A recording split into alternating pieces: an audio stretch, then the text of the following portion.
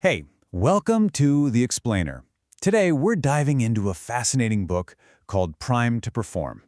And it makes a really bold claim that building a high-performing culture, that thing everyone thinks is magic, well, it's not magic at all. It's a science. A science that you can actually understand, measure, and even engineer. So, let's get right into it. But let's start with a bit of a head-scratcher. We've all been taught that if you want to motivate someone, you offer them a reward, right?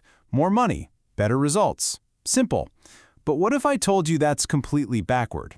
What if offering someone more money could actually make them perform worse? Yeah, it turns out it's totally true. So in this experiment mentioned in the book, researchers at MIT gave students math problems to solve. They told one group they could get up to $30. The other group, a whopping $300. And the result? The group with the huge reward performed an incredible 32% worse.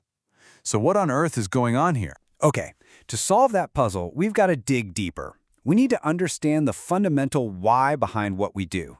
And that brings us to the absolute core idea of the book, the motive spectrum. Think of the motive spectrum as a kind of periodic table for motivation. It's a framework that neatly organizes all the reasons we work into 6 key motives.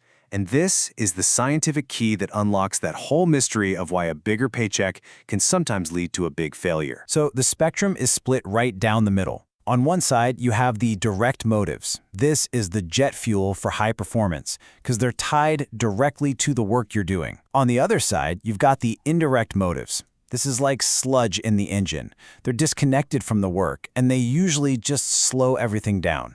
Let's break down what these actually are. All right, here they are, the 6 motives. The 3 direct ones, the good ones, are play, which is when you just love doing the work itself, purpose, when you truly believe in what the work accomplishes, and potential, when you see how the work is helping you grow. Then you've got the indirect, performance-killing motives, emotional pressure, that's working to avoid feeling guilty, economic pressure, working for a bonus or to not get fired, and last, inertia, which is when you're just working because you don't even know why anymore. That MIT experiment, it just cranked the dial on economic pressure all the way up and performance totally tanked. And it gets worse. It's not just that these indirect motives don't work well, they're actually destructive. Relying on pressure and rewards doesn't just fail to get you what you want, it introduces some seriously toxic side effects into your team or company. The book breaks this damage down into 3 big problems. First, there's the distraction effect. Remember those MIT students? They were so focused on the money that they couldn't focus on the math. They choked. Second, the cancellation effect. This is when offering a reward actually kills someone's natural love for doing something. And third, and this one is maybe the most dangerous, the Cobra effect. When you put people under pressure, they will find the absolute shortest path to the goal, even if it breaks everything along the way. And here's the Cobra effect in the real world. Sears at one point put their auto mechanics on a sales commission. Huge economic pressure, right? Well, an investigation found they were pushing unnecessary services almost 90% of the time. But here's the thing, they weren't bad people. They were good people responding exactly how you'd expect them to respond to a really bad system. Okay, so if we can understand the science, can we measure it? Can we put a number on it?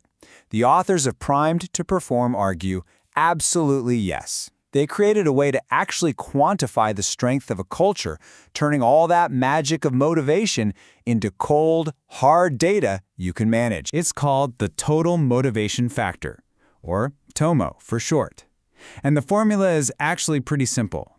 You add up the positive force of play, purpose, and potential, and then you subtract the negative drag from all those indirect motives. What you're left with is a single number, a number that tells you how healthy your culture is, and even predicts how well it's going to perform. And does this work in the real world? Oh, you better believe it.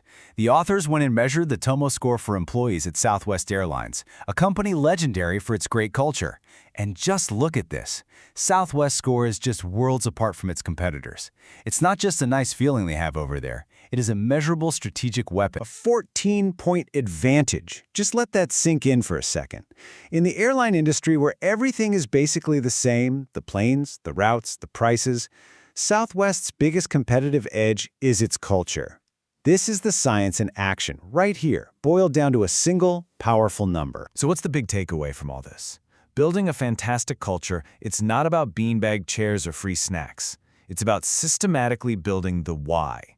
If your people show up for work because of play, purpose, and potential, you're building a culture that is absolutely primed to perform. So I'll leave you with this final thought. Culture. It's like the background conversation that's always happening in your organization, in your team, even in your own head. So after all this, just take a second and ask yourself, what is your background conversation saying?